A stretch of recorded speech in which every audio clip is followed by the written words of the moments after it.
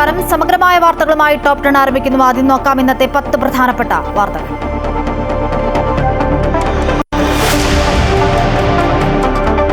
ഇന്ത്യക്ക് മേൽ ട്രംപ് അടിച്ചേൽപ്പിച്ച 50% അധിക തീരുവ നാളെ മുതൽ.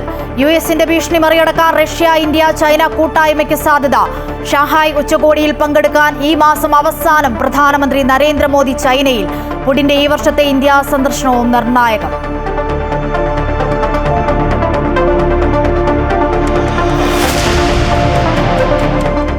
ഗവർണർമാർ ബില്ലുകൾ തടഞ്ഞുവെക്കുന്നത് പ്രശ്നം സൃഷ്ടിക്കുമെന്ന് സുപ്രീം കോടതി.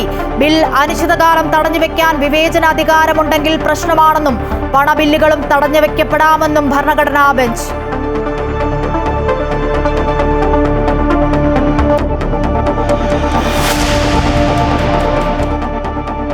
സിപിഎമ്മിനും ബിജെപിക്കും മുന്നറിയിപ്പുമായി വി ഡി സതീശൻ. സിപിഎമ്മിനെ കാത്തിരിക്കുന്നത് കേരളം ഞെട്ടുന്ന വാർത്ത. കണ്ടോൺമെന്റ് ഹൌസിലേക്ക് കൊണ്ടുവന്ന കാളയുമായി ബിജെപിക്ക് രാജീവ് ചന്ദ്രശേഖറിന്റെ വീട്ടിലേക്ക് പോകേണ്ടി വരുമെന്നും മുന്നറിയിപ്പ്. ഔദ്യോഗിക വസതിയിൽ തുടർച്ചയായി ഉണ്ടാകുന്ന സുരക്ഷാ വീഴ്ചയിൽ ഡിജിപിക്ക് വി ഡി സതീശന്റെ കത്ത്.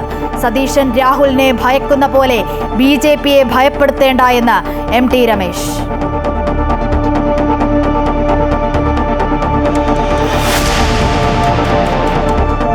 എഡിജിപി എം ആർ അജിത് കുമാറിന്റെ അനധികൃത സ്വത്ത് സമ്പാദന കേസിൽ വിജിലൻസിനോട് വിശദീകരണം തേടി ഹൈക്കോടതി.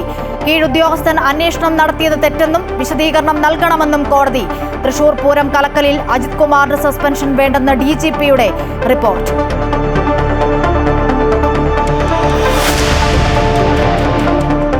നീരൊഴുക്ക് സുഗമമാക്കാൻ ആലപ്പുഴ വീയപുരം മുതൽ കരുവാറ്റ വഴി ഡ്രഡ്ജിംഗ് ആരംഭിച്ചതോടെ ദുരിതത്തിലായി തേവേരി തണ്ടപ്ര പ്രദേശവാസികൾ. ബണ്ടിലെ സംരക്ഷണ ഭിത്തി തകർന്ന് കൃഷി ആരംഭിക്കാനാകാതെ കർഷകർ. പരാതികൾ പറഞ്ഞിട്ടും നടപടിയില്ലെന്ന് പരാതി. Top 10 special.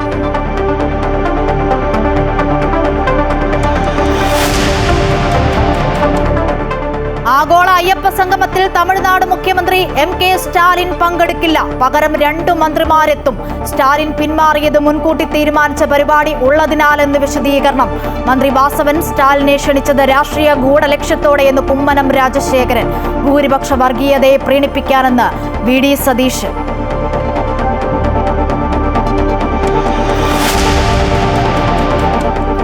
ഇന്ത്യൻ നാവികസേനയ്ക്ക് കരുത്തായി 2 യുദ്ധക്കപ്പലുകൾ കൂടി. തദ്ദേശീയമായി നിർമ്മിച്ച INS ഹിമഗിരി, INS ഉദയഗിരി എന്നീ കപ്പലുകൾ കമ്മീഷൻ ചെയ്തു. വ്യോമ പ്രതിരോധ സംവിധാനമായ സുദർശൻ ചക്ര രാജ്യത്തിന്റെ പരിചയായും വാളായും പ്രവർത്തിക്കുമെന്ന് സംയുക്ത സേനാ മേധാവി ജനറൽ അനിൽ ചൗഹാൻ.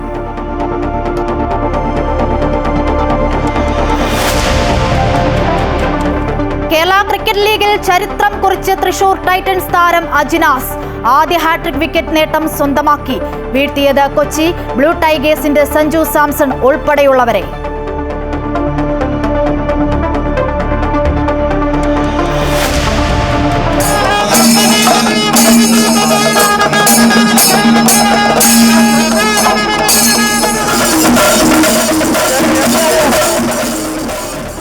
ഓണത്തിനൊരുങ്ങി മലയാളികൾ. തൃപ്പൂണിത്തുറയിൽ ആവേശമായി അത്തം ഘോഷയാത്ര. നടൻ ജയറാം ഫ്ളാഗ് ഓഫ് ചെയ്തു. സൗജന്യ ഓണക്കിറ്റ് വിതരണം ഉദ്ഘാടനം ചെയ്തു മന്ത്രി GR അനിൽ.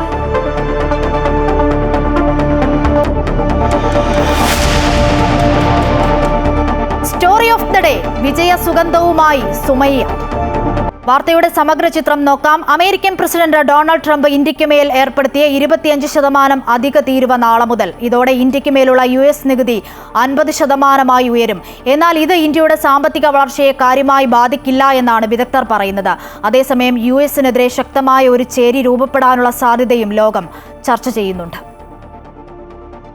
റഷ്യയിൽ നിന്ന് ക്രൂഡ് ഓയിൽ വാങ്ങുന്നതിന്റെ പേരിലാണ് ട്രംപ് ഭരണകൂടം ഇന്ത്യക്കുമേൽ അധിക തീരുവ പ്രഖ്യാപിച്ചത്.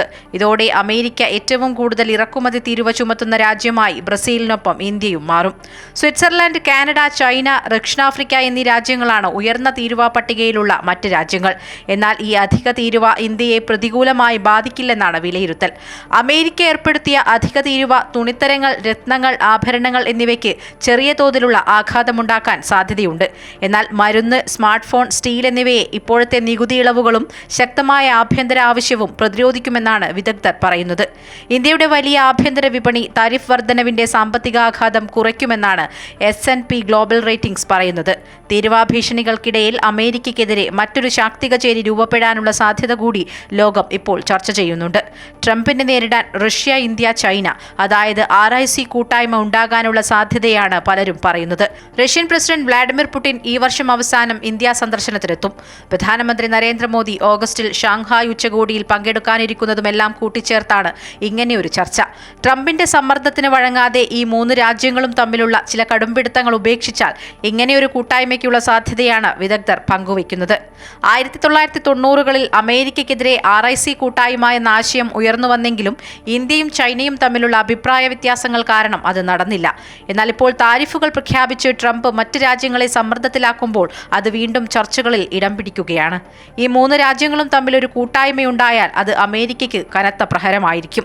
ഇന്ത്യ, ചൈന, റഷ്യ GDP ഒന്നിച്ചെടുത്താൽ $53.9 ട്രില്യൺ വരും. അതായത് ആഗോള സാമ്പത്തിക ഉൽപ്പാദനത്തിന്റെ 1/3. അതുകൊണ്ട് തന്നെ ഈ മൂന്ന് രാജ്യങ്ങളുടെ കൂട്ടായ്മ അമേരിക്കയ്ക്ക് കനത്ത തിരിച്ചടിയാകും. ട്രംപിന്റെ ഭീഷണികളെ ഇന്ത്യ നേരിടുമെന്ന് പറയുമ്പോഴും അത് ഏത് രീതിയിലെന്നത് ഇപ്പോഴും വ്യക്തതയില്ല. അതിർത്തി വിഷയങ്ങളിലടക്കം ഇന്ത്യ ചൈന തർക്കം നിലനിൽക്കുന്ന സാഹചര്യത്തിൽ RIC കൂട്ടായ്മ രൂപപ്പെടാനുള്ള സാധ്യതയിലും പലരും സംശയം പ്രകടിപ്പിക്കുന്നുണ്ട്. News desk, Amrita TV.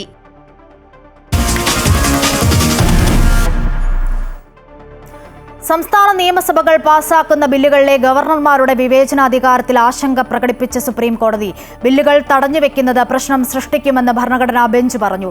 നിലവിലെ നിയമം അംഗീകരിച്ച് മുന്നോട്ടു പോയാൽ മണി ബില്ലുകൾ വരെ തടഞ്ഞുവെക്കാമെന്നും കോടതി നിരീക്ഷിച്ചു. അതേസമയം മണി ബില്ലുകൾ തടഞ്ഞുവെക്കുന്ന സാഹചര്യമില്ലെന്ന് കേന്ദ്ര സർക്കാർ മറുപടി നൽകി. ബില്ലുകളിൽ തീരുമാനമെടുക്കാൻ സമയപരിധി നിശ്ചയിച്ച വിധിക്കെതിരെ രാഷ്ട്രപതി നൽകിയ റഫറൻസിന്റെ വാദത്തിനിടെയാണ് വിവേചനാധികാരത്തിലുള്ള ആശങ്ക സുപ്രീം കോടതി പങ്കുവച്ചത്. ബിൽ അനിശ്ചിതകാലം തടഞ്ഞുവയ്ക്കാൻ വിവേചനാധികാരമുണ്ടെങ്കിൽ പ്രശ്നമാണെന്ന് ചീഫ് ജസ്റ്റിസ് BR ഗവായി അധ്യക്ഷനായ ഭരണഘടനാ ബെഞ്ച് പറഞ്ഞു. 200-ാം അനുച്ഛേദത്തിലെ വ്യാഖ്യാനം അംഗീകരിച്ചാൽ മണി ബില്ലുകളും തടഞ്ഞുവയ്ക്കപ്പെടാമെന്നും ഭരണഘടനാ ബെഞ്ച് നിരീക്ഷിച്ചു. അതേസമയം ഗവർണറുടെ അംഗീകാരത്തോടുകൂടിയാണ് മണി ബില്ലുകൾ അവതരിപ്പിക്കുന്നതെന്നും അതുകൊണ്ട് തന്നെ അത് തടയപ്പെടില്ലെന്നും കേന്ദ്ര സർക്കാരിനു വേണ്ടി സോളിസിറ്റർ ജനറൽ തുഷാർ മേത്ത അറിയിച്ചു. 15 ദിവസത്തിനുള്ളിൽ നിയമസഭ പാസാക്കിയ ബില്ലുകളിൽ തീരുമാനമെടുക്കണമെന്നാണ് വ്യവസ്ഥ. എന്നാൽ വിവേചനാധികാരത്തിന്റെ ബലത്തിൽ 6 മാസം വരെ ഇത് നീണ്ടുപോകുന്നുണ്ടെന്ന് മുതിർന്ന അഭിഭാഷകൻ ഹരീഷ് സാൽവെ പറഞ്ഞു. ഗവർണറെ നിയമിക്കുന്നത് രാഷ്ട്രപതിയാണ്. അതുകൊണ്ട് തന്നെ ബില്ലുകളുടെ കാര്യത്തിൽ രാഷ്ട്രീയ ഇടപെടലുകൾ ഉണ്ടാകും. കേന്ദ്ര സർക്കാരിന് താല്പര്യമില്ലാത്ത ബില്ലുകൾ തടഞ്ഞുവയ്ക്കുന്ന സ്ഥിതി ഉണ്ടാകുന്നുണ്ടെന്നും അദ്ദേഹം പറഞ്ഞു. അങ്ങനെ വരുമ്പോൾ എങ്ങനെയാണ് ഭരണഘടനാപരമായി പ്രവർത്തനം നടക്കുക എന്നും ഹരീഷ് സാൽവെ ചോദിച്ചു. അതേസമയം മധ്യപ്രദേശ്, രാജസ്ഥാൻ സർക്കാരുകൾ കേന്ദ്ര സർക്കാർ വാദത്തെ അംഗീകരിച്ചുകൊണ്ടാണ് സുപ്രീം കോടതിയിൽ നിലപാടെടുത്തത്. റഫറൻസിൽ 28-ാം തീയതി വീണ്ടും വാദം നടക്കും. അമൃത ന്യൂസ്, ന്യൂഡൽഹി.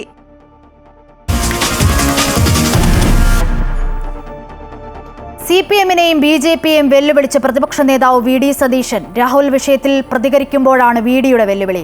ഈ വിഷയത്തിൽ അധികം കളിച്ചാൽ വൈകാതെ പലതും പുറത്തുവരുമെന്നും തെരഞ്ഞെടുപ്പ് വരെ കാത്തു നിൽക്കേണ്ടെന്നും അദ്ദേഹം കോഴിക്കോട് പറഞ്ഞു. തന്റെ ഔദ്യോഗിക വസതിയിലേക്ക് കാളയെ കൊണ്ട് മാർച്ച് നടത്തിയ BJP-ക്കാർ ആ കാളയെയും കൊണ്ട് ഉടൻ രാജീവ് ചന്ദ്രശേഖറിന്റെ വസതിയിലേക്ക് മാർച്ച് നടത്തേണ്ടി വരുമെന്നും രാഹുലിന്റേത് അടഞ്ഞ അധ്യായമെന്നും അദ്ദേഹം പറഞ്ഞു.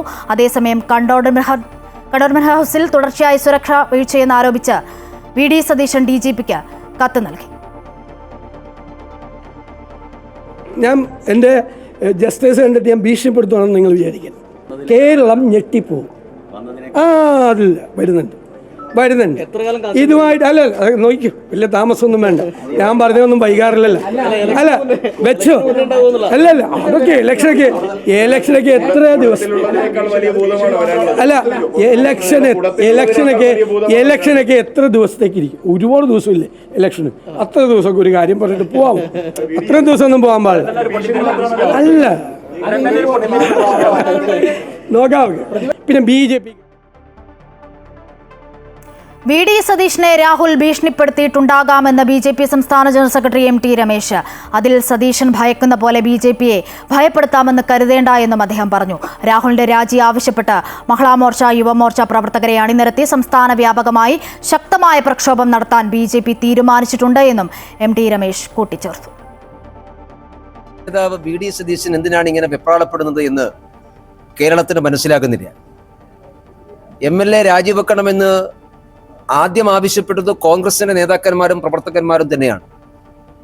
യൂത്ത് കോൺഗ്രസിൻ്റെ നേതാക്കന്മാരും കേരളത്തിലെ കോൺഗ്രസിൻ്റെ മഹിളാ നേതാക്കന്മാരും പഴയ KPCC പ്രസിഡന്റുമാരുമെല്ലാം രാഹുൽ മാങ്കൂട്ടത്തിൽ രാജിവെക്കണമെന്ന് പരസ്യമായ നിലപാട് സ്വീകരിച്ചതാണ്.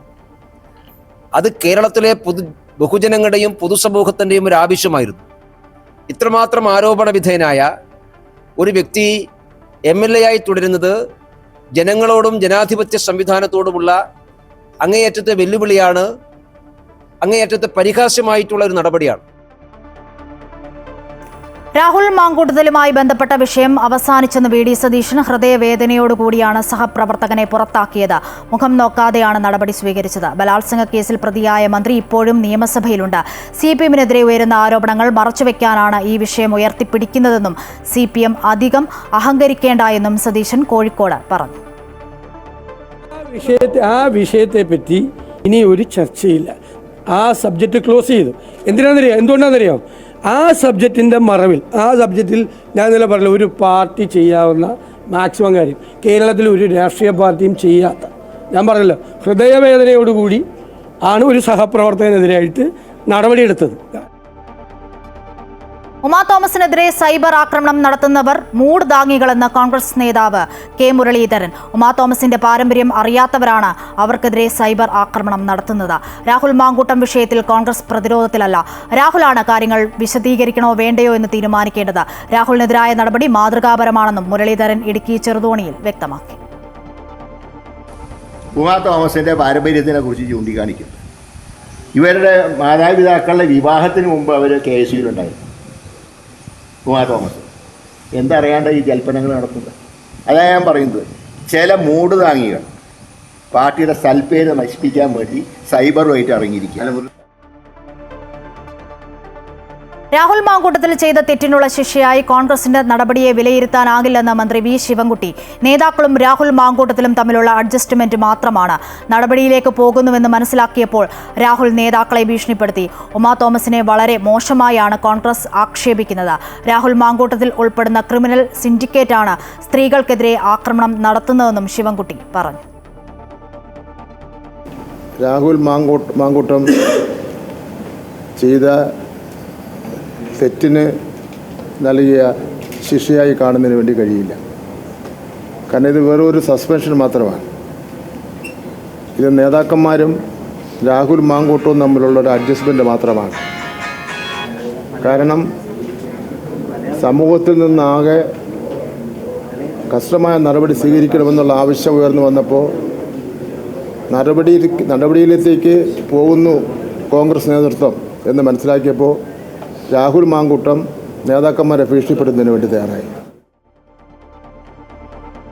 CPM നേതാക്കൾ കോഴി ഫാം നടത്തുന്നുവെന്ന് പരിഹസിച്ച് യൂത്ത് കോൺഗ്രസ് പ്രവർത്തകർ ക്ലിഫ് ഹൗസിലേക്ക് പ്രതിഷേധ മാർച്ച് നടത്തി. CPM കോഴി ഫാം എന്ന ബാനർ ഉയർത്തിയായിരുന്നു പ്രതിഷേധം. കോഴി ഫാം മുതലാളിയായ മുഖ്യമന്ത്രി സ്ത്രീ പീഡകരായ നേതാക്കളെ പുറത്താക്കണമെന്നാവശ്യപ്പെട്ടായിരുന്നു മാർച്ച്. CPM കോഴി ഫാം നടത്തുന്നു എന്നെഴുതിയ പോസ്റ്ററുകൾ ക്ലിഫ് ഹൗസിലേക്കുള്ള വഴിയിലെ മതിലിൽ പതിപ്പിച്ചു. കഴിഞ്ഞ ദിവസം കണ്ടോൺമെന്റ് ഹൗസിലേക്ക് SFI നടത്തിയ മാർച്ചിൽ സുരക്ഷാ വീഴ്ചയുണ്ടായി എന്ന് ചൂണ്ടിക്കാട്ടിയാണ് യൂത്ത് കോൺഗ്രസ് പ്രതിഷേധ പ്രകടനം നടത്തിയത്.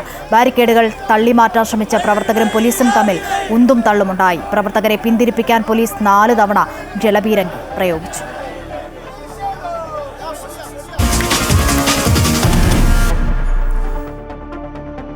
തൃശൂർ പൂരം കലക്കൽ വിവാദത്തിൽ ADGP MR അജിത് കുമാറിനെതിരെയുള്ള അഴിമതി അന്വേഷണം കീഴ് ഉദ്യോഗസ്ഥരല്ലേ നടത്തിയതെന്ന് ഹൈക്കോടതി. അന്വേഷണത്തിന് മുൻപ് സർക്കാരിന്റെ അനുമതി തേടിയോ എന്നും കോടതി ചോദിച്ചു.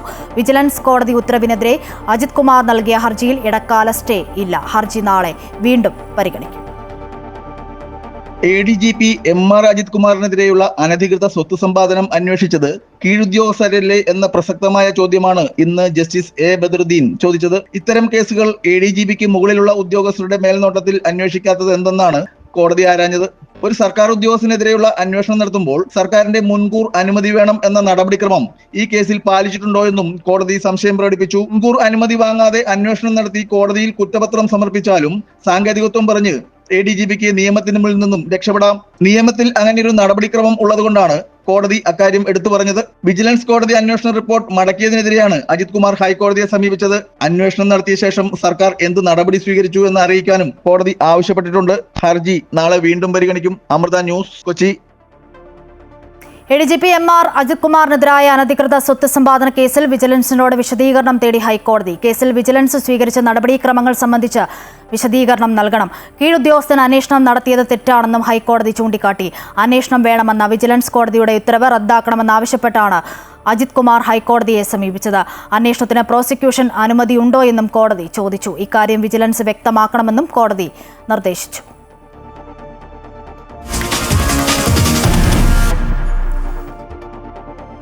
ഇനി ടോപ് 10 സ്പെഷ്യൽ സ്റ്റോറി നോക്കാം. ആലപ്പുഴ വീയപുരം മുതൽ കരുവാറ്റ വഴി സ്പിൽ വേയിലേക്ക് നീരൊഴുക്ക് സുഗമമാക്കുന്നതിനായി ഡ്രഡ്ജിംഗ് ആരംഭിച്ചതോടെ ദുരിതത്തിലാണ് തേവേരി തണ്ടപ്ര പാടശേഖര കമ്മിറ്റിയും പാണ്ടി പ്രദേശവാസികളും. പരാതികൾ പലതു പറഞ്ഞെങ്കിലും ഡ്രഡ്ജിംഗ് തുടർന്നതോടെ ബണ്ടിലെ സംരക്ഷണ ഭിത്തി തകർന്ന് ബണ്ട് പിളർന്നു തുടങ്ങി. ഇതോടെ കൃഷി ആരംഭിക്കാനാകാതെ വലയുന്നത് 300ഓളം കർഷക കുടുംബങ്ങളാണ്. പാണ്ടിപ്പാലത്തിന് സമീപമുള്ള ഡ്രഡ്ജിംഗ് നിർത്തിവെക്കണമെന്നത് കർഷകരുടെ നാളുകളായുള്ള ആവശ്യമാണ്. എന്നാൽ ഡ്രഡ്ജിംഗ് തുടർന്നതോടെ പാടശേഖരത്തിന്റെ ബണ്ട് ഇടിഞ്ഞു താഴുന്നതാണ് കൃഷി ഇറക്കുന്നതിന് കർഷകർക്ക് ബുദ്ധിമുട്ടുണ്ടാക്കുന്നത്. ചെറുതന തേവേരി തണ്ടപ്ര പാടശേഖരത്തിന്റെ ബണ്ടാണ് ലീഡിംഗ് ചാനലിലെ ഡ്രഡ്ജിംഗ് മൂലം ഇടിഞ്ഞു താഴുന്നത്. 402 ഏക്കറുള്ള പാടശേഖരത്തെ മാത്രം ആശ്രയിച്ച് കഴിയുന്ന 300ഓളം കർഷക കുടുംബങ്ങളാണ് ഇതോടെ ദുരിതത്തിലായത്. 4-5 വർഷം ഇവിടെ മണ്ണടി തുടങ്ങിയിട്ട് മണ്ണടി അടിക്കുന്നത് കാരണം കൊണ്ട് ഈ ബണ്ടുകൾ പൊട്ടിയിരിക്കാൻ തുടങ്ങിയിട്ട് കുറേ ഉദ്യോഗസ്ഥന്മാരുടെ പുറകെ ഞങ്ങൾ നടക്കാൻ തുടങ്ങിയിട്ട് കുറേ ദിവസങ്ങളായി. ഇന്ന് ചെയ്യാം നാളെ ചെയ്യാമെന്ന് പറയുമല്ല, ഇന്ന് വരെ ഒന്നും ചെയ്തിട്ടില്ല. കൃഷി ഉടനെ ഇറക്കേണ്ടതാണ്. ഇത് പറ്റിപ്പോയാൽ ഇത് മട വീണ് പോകും. ഇത് ചെയ്തില്ലെങ്കിൽ മട വീണ് പോകും. ഞാൻ കൃഷി മുടങ്ങി. ഈ കാരണത്തെ കൃഷി നടക്കാതെ ഒരു മട വീണാൽ. പെട്ടിയും പറയും സ്ഥാപിച്ചെങ്കിലും ബണ്ടിടിയുന്നതിനാൽ മോട്ടോർ പ്രവർത്തിപ്പിച്ച് പമ്പിംഗ് നടത്താൻ കഴിയാത്ത സ്ഥിതിയാണ്. പാടശേഖരത്തിന്റെ 100 മീറ്റർ ഭാഗത്തെ ബണ്ട് ഇടിഞ്ഞ് 7 നിമിഷവും ലീഡിംഗ് ചാനലിൽ വീഴാൻ സ്ഥിതിയിലായതോടെ ഇതിന് സമീപമുള്ള വീടുകളും വൈദ്യുത പോസ്റ്റുകളും അപകട ഭീഷണിയിലായി. ബണ്ടിന്റെ കൂടുതൽ ഭാഗങ്ങൾ ഇടിയാനുള്ള സാധ്യതയും കൂടുതലാണ്. ഡ്രഡ്ജിംഗ് തുടരുന്നതോടെ പാണ്ടിപ്പാലത്തിനെയും ഇത് സാരമായി ബാധിക്കും. കൂടുതൽ അപകടങ്ങൾ വിളിച്ചു വരുത്തും മുൻപ് ഡ്രഡ്ജിംഗ് അവസാനിപ്പിച്ച് കൃഷി ഇറക്കുന്നതിനുള്ള സാഹചര്യം ഒരുക്കി നൽകണമെന്നാണ് കർഷകരുടെയും പ്രദേശവാസികളുടെയും ആവശ്യം. അമൃത ന്യൂസ്, ആലപ്പുഴ. വിഷയത്തിൽ കൂടുതൽ പ്രതികരണങ്ങൾ നോക്കാം. 2 കൃഷി ചെയ്തുകൊണ്ടിരുന്ന പാടശേഖരത്തിൽ ഇപ്പോൾ ഒറ്റ കൃഷി പോലും ചെയ്യാനൊക്കാതെ വന്നിരിക്കുക. ഈ പാടശേഖരത്തിൻ്റെ ബണ്ട് ബലമല്ല. ഇപ്പോൾ ഈ മണ്ണടി കാരണം ഇവിടെ 4.5 വർഷം കൊണ്ട് ഇവിടെ മണ്ണടിച്ച് ഇവിടെ കുഴിച്ചിട്ടിരിക്കുക. തെക്കേ ബണ്ട് ഇത് പൊട്ടിപ്പൊളന്നുകൊണ്ടിരിക്കുക. ഞങ്ങൾ പാടം തടഞ്ഞ് കൃഷി ഇറക്കാനുള്ള നടപടി എടുത്തുകൊണ്ടിരിക്കുക. 2ാം കൃഷി ഒരു പ്രാവശ്യം നെല്ല് കൊയ്യാറായ ദിവസം പാടമട വീണ് പോയി. പിന്നെ ഇന്ന് വരെ 2ാം കൃഷി ചെയ്യാനൊത്തിട്ടില്ല ഈ പാടശേഖരത്ത്. വടക്കേ ബണ്ടാണെങ്കിൽ 2 മോട്ടോറയുടെ ഭാഗം 1.5 കിലോമീറ്ററും മട വീണ് പോയ പാടമാണ്. MLA മന്ത്രിമാരും കൃഷി ഓഫീസറും എല്ലാ ഉദ്യോഗസ്ഥന്മാരും വന്ന് കണ്ടിട്ടും ഇതുവരെ ആ ബണ്ടിനൊരു നടപടി ഉണ്ടായിട്ടില്ല. ഇത് ഒരു 13 കിലോമീറ്റർ ദൂരം അടിക്കാനാണ് മണ്ണ് സർക്കാർ ഇവർക്ക് കൊടുത്തേക്കുന്നത്. അവർ ഈ 5 വർഷം കൊണ്ട് അടിച്ചത് 2 കിലോമീറ്ററിനുള്ളിലുള്ള മണ്ണ് മാത്രമാണ് ഇവിടെ അടിച്ചേക്കുന്നത്. അല്ലാതെ ഇവർ വേറെ എങ്ങോട്ടും ഇത് അടിച്ചിട്ടില്ല. ഇവിടെ ഉള്ള മണ്ണ് കിട്ടുന്ന സ്ഥലം. വാർത്തയുടെ വിശദാംശങ്ങൾ ആലപ്പുഴയിൽ നിന്നും അജയ്നാഥ് നൽകും. അജയ്, കർഷകരുടെ ദുരിതത്തിനപ്പുറം ഈ വിഷയവുമായി ബന്ധപ്പെട്ട് മറ്റു ചില ആരോപണങ്ങൾ കൂടി ഉയരുന്നുണ്ടല്ലോ, വിവരങ്ങൾ എന്താണ്? ഈ കർഷകരുടെ പ്രശ്നങ്ങൾ നിലനിൽക്കുമ്പോൾ തന്നെ മറ്റ് ചില സ്ഥാപിത താല്പര്യങ്ങൾ കൂടി ഇതിൻ്റെ പിന്നിലുണ്ട് എന്ന് വേണം മനസ്സിലാക്കാൻ. അതായത് 2018 പ്രളയം നടക്കുന്ന ഘട്ടത്തിലാണ് ഇത്തരത്തിൽ എക്കലടിയുകയും കരുവാറ്റ മുതൽ തോട്ടപ്പള്ളി വരെയുള്ള പ്രദേശങ്ങളിൽ ഈ പമ്പയാറിൻ്റെ ആഴം കുറയുകയും ചെയ്തത്. ഇതിൻ്റെ ഭാഗമായിട്ട് കൂടിയാണ് ഡ്രഡ്ജിംഗ് നടത്തുവാൻ തീരുമാനിച്ചത്. അതായത് കരുവാറ്റ മുതൽ തോട്ടപ്പള്ളി വരെയുള്ള പ്രദേശമാണ് ഡ്രഡ്ജിംഗ് നടത്തുവാൻ തീരുമാനിച്ചിരുന്നത്. പക്ഷേ ഇപ്പോൾ നിലവിൽ ഈ ഡ്രഡ്ജിംഗ് നടക്കുന്നത് ഈ പാണ്ടി പാലത്തിന് സമീപമുള്ള ഈ 100 മീറ്ററോളം വരുന്ന ഈ കർഷകർ ഇപ്പോൾ ഉന്നയിക്കുന്ന ഈ ബണ്ട് തകരുന്ന ആ പ്രദേശത്താണ് ഇപ്പോൾ നിലവിൽ ഡ്രഡ്ജിംഗ് കൂടുതലായി നടക്കുന്നത്.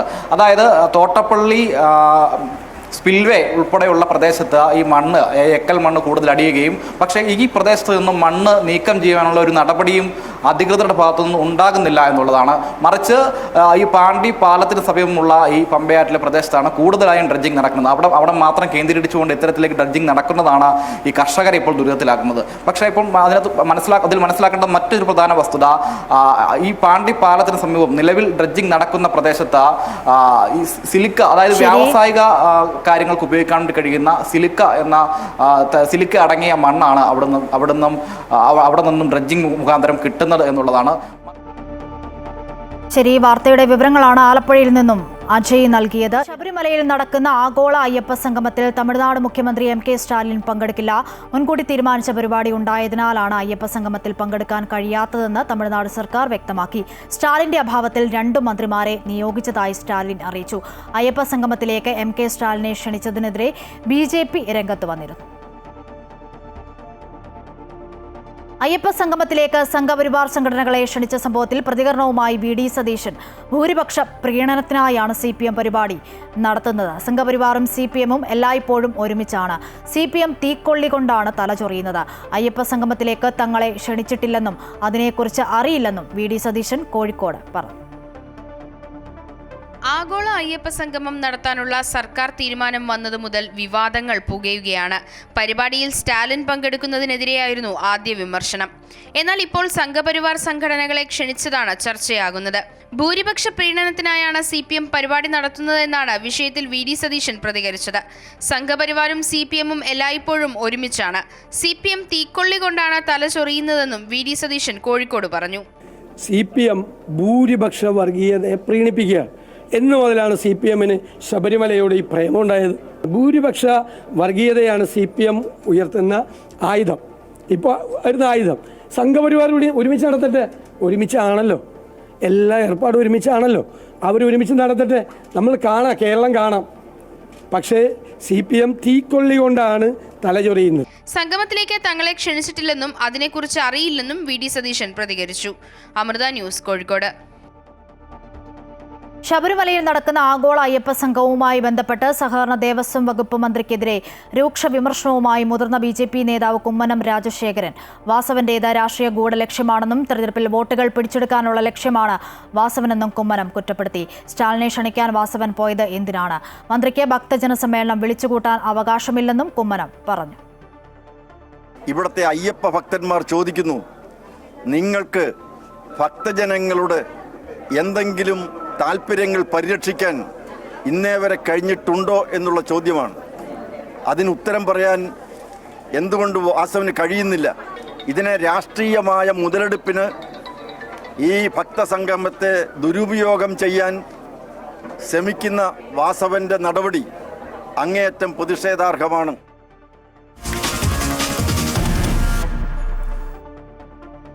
ഇന്ത്യൻ നാവികസേനയുടെ കരുത്ത് വർദ്ധിപ്പിച്ചുകൊണ്ട് അത്യാധുനിക സൗകര്യങ്ങളുള്ള 2 യുദ്ധക്കപ്പലുകൾ കമ്മീഷൻ ചെയ്തു. ആത്മനിർഭർ ഭാരതത്തിന് കീഴിൽ തദ്ദേശീയമായി നിർമ്മിച്ച INS ഉദയഗിരി, INS ഹിമഗിരി എന്നിവയാണ് വിശാഖപട്ടണത്ത് നടന്ന ചടങ്ങിൽ പ്രതിരോധ മന്ത്രി രാജ്നാഥ് സിംഗ് രാജ്യത്തിന് സമർപ്പിച്ചത്.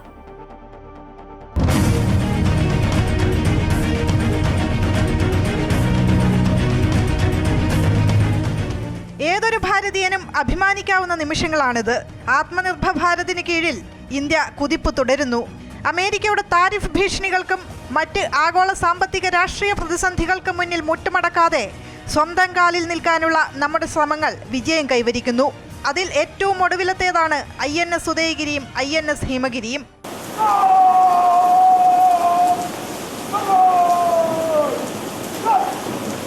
INS उदयगिरी और INS हिमगिरी की कमीशनिंग आत्मनिर्भर भारत के सपने की एक साकार होती तस्वीर है. साथ ही हमारे विजन और कमिटमेंट का भी मैं मानता हूं कि यह प्रमाण है. यह आत्मनिर्भरता का हमारा पक्का संकल्प है. यह डिफेंस प्रोडक्शन में सेल्फ रिलायंस की ओर हमारा ये बहुत ही डिसाइसिव स्टेप है. രൂപകൽപ്പന, സെൻസർ സംവിധാനങ്ങൾ, ആയുധശേഷി എന്നിവയിലൊക്കെ മുൻ തലമുറയേക്കാൾ ഏറെ മുൻപന്തിയിലുള്ള ഈ കപ്പലുകളുടെ ഏറ്റവും വലിയ പ്രത്യേകത ശത്രുക്കളുടെ റഡാറുകളുടെ കണ്ണുവെട്ടിച്ച് സഞ്ചരിക്കാനുള്ള കഴിവാണ്. 30 വർഷത്തിലേറെ സേവനം നൽകി ഡീകമ്മീഷൻ ചെയ്ത INS ഉദയഗിരി, INS ഹിമഗിരി എന്നീ കപ്പലുകളുടെ സ്മരണാർത്ഥമാണ് പുതിയ കപ്പലുകൾക്ക് ഈ പേരുകൾ നൽകിയിരിക്കുന്നത്. മേക്ക് ഇൻ ഇന്ത്യയുടെ പ്രോജക്റ്റ് 17 ആൽഫയുടെ ഭാഗമായി നിർമ്മിച്ചിരിക്കുന്ന കപ്പലുകളിൽ 75% ഇന്ത്യൻ നിർമ്മിത ഘടകങ്ങളാണ് ഉപയോഗിച്ചിരിക്കുന്നത്. മുംബൈയിലെ മസഗോൺ കപ്പൽശാലയിലാണ് ഉദയഗിരി നിർമ്മിച്ചിരിക്കുന്നത്. നാവികസേനയുടെ വാർഷിപ്പ് ഡിസൈൻ ബ്യൂറോ രൂപകൽപ്പന ചെയ്ത 100ാമത്തെ കപ്പൽ കൂടിയാണിത്. കൊൽക്കത്തയിലെ കപ്പൽശാലയിലാണ് INS ഹിമഗിരി ഒരുങ്ങിയത്. ഇതാദ്യമായാണ് 2 യുദ്ധക്കപ്പലുകൾ ഒരുമിച്ച് കമ്മീഷൻ ചെയ്യുന്നത്.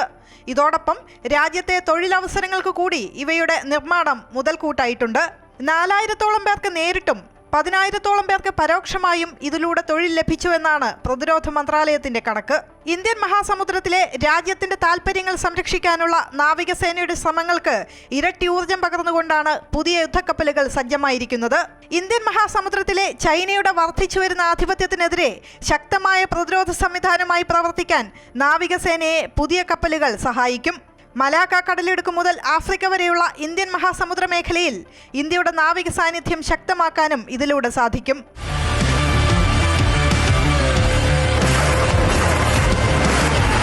News desk Amrita news. Sudarshan Chakra രാജ്യത്തിന്റെ പരിചയായും വാളായും പ്രവർത്തിക്കുമെന്ന് സംയുക്ത സേനാ മേധാവി ജനറൽ അനിൽ ചൗഹാൻ.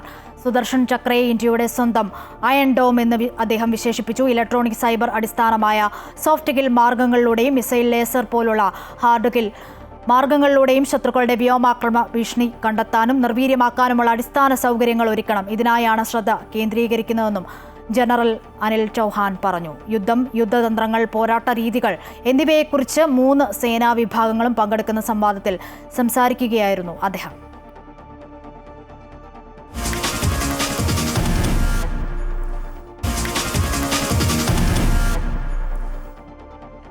കായിക വാർത്തകൾ നോക്കാം. കേരള ക്രിക്കറ്റ് ലീഗിൽ ചരിത്രം കുറിച്ച് തൃശൂർ ടൈറ്റൻസ് താരം അജിനാസ് കെ. ആദ്യ ഹാട്രിക് വിക്കറ്റ് എന്ന ചരിത്ര നേട്ടമാണ് അജിനാസിന് സ്വന്തമായത്. കൊച്ചി ബ്ലൂ ടൈഗേഴ്സിനെതിരായ മത്സരത്തിൽ താരം സഞ്ജു സാംസൺ അടക്കം 3 പേരെയാണ് അജിനാസ് തുടരെ വീഴ്ത്തിയത്. തുടർച്ചയായ 2ാം സെഞ്ചുറിയിലേക്ക് കുതിക്കുകയായിരുന്ന സഞ്ജുവിനെ പുറത്താക്കിയാണ് അജിനാസ് വരവറിയിച്ചത്. 46 പന്തുകൾ നേരിട്ട സഞ്ജു 89 റൺസ് എടുത്ത് പുറത്തായി. ഇതിനു പിന്നാലെ 18ാം ഓവറിൽ തന്നെ PS ജെറിനെയും ആഷിഖിനെയും പുറത്താക്കിയ അജിനാസ് KCLലെ ആദ്യ ഹാട്രിക് വിക്കറ്റ് സ്വന്തമാക്കി. പിന്നെയും 2 വിക്കറ്റുകൾ കൂടി വീഴ്ത്തി അജിനാസ് തിളങ്ങി.